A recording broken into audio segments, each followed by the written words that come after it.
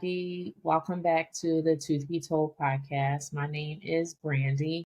I am a registered dental hygienist with a local anesthesia permit practicing in the state of New Jersey. I have been practicing in the dental field for the last 20 years. If this is your first time joining our podcast is focused on providing the underserved and underprivileged communities, particularly communities of color, with the information, the tools, and the resources to improve your dental healthcare experience. April is Oral Cancer Awareness Month. So I just wanted to stop by and give you guys some information on oral cancer and some tools and resources to help you make sure that you are having an oral cancer screening, whether you're doing that yourself or is provided to you by your dental professional. Okay, so this information that I'm going to go over now, just a quick overview, is taken off of cancer.org. And I'm just going to talk a little bit about some of the risk factors for developing oral cancer or throat cancer, also known as oropharyngeal cancer.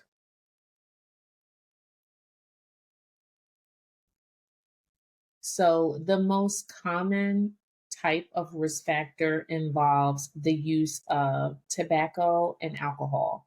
So, that would be tobacco in all of its forms.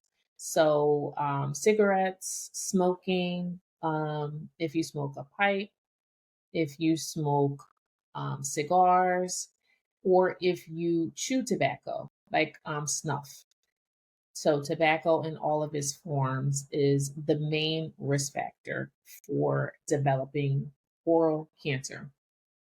So, I'm just going to look at a couple statistics here from the website.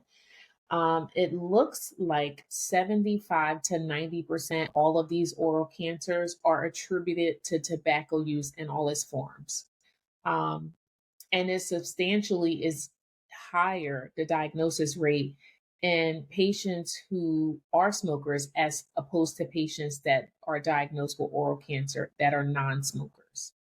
Also, the mortality rate and risk is substantially higher as well in these types of patients. And if you are combining alcohol and tobacco, the risk factor for developing these types of cancers skyrockets. So it substantially increases. From looking at some of the information and studies I was reading, it seems as if drinking alcohol along with tobacco, it's like a synergistic effect on the tissues in the mouth. So drinking alcohol actually increases the absorption of the tobacco carcinogens that are absorbed into the mouth. And typically, this is the floor of the mouth. It's very easy for things to be absorbed into the floor of the mouth. It's a common place to have these types of cancers, and you're much more likely to get these types of cancers if you're combining alcohol use and daily tobacco use. The good news is if you quit smoking 3 to 5 years after quitting, you decrease your chances of acquiring or being diagnosed with these types of oral cancers by 50%. So that's a huge number. That percentage only increases over time. So another risk factor for developing oral cancer is the human papilloma virus. So a lot of us come in contact with this virus at a very young age. And what happens is the cancers that are associated with the human papilloma virus usually do not show up until later in life. So about like age 50, age 55, you'll notice people being diagnosed with these types of cancers. Is that most times when patients are diagnosed with these types of cancers, it's in later stages. And so they're harder to treat and they are more likely to cause mortality than if we're able to, catch these types of cancers in the early stages, as with most cancers. So there is a website that I want you guys to check out, and it is called checkyourmouth.org. And so this website provides video, it provides illustrations, and it also gives you a link to a toolkit where you can perform oral cancer screenings on your own at your own convenience. And they suggest that you do an oral cancer screening at least once a month on yourself. And they provide you all the resources to do that. It will probably take you about 5 to 10 minutes to do a head and neck exam as well as to look inside your mouth. But it really is a good tool because the prevention is everything, especially for these types of cancers. They are extremely aggressive. And so the survival rate with folks who have been diagnosed with oral cancers is really low, especially out past 5 years. So the sooner you can catch it, the sooner the better is always better. The treatments are pretty aggressive as well.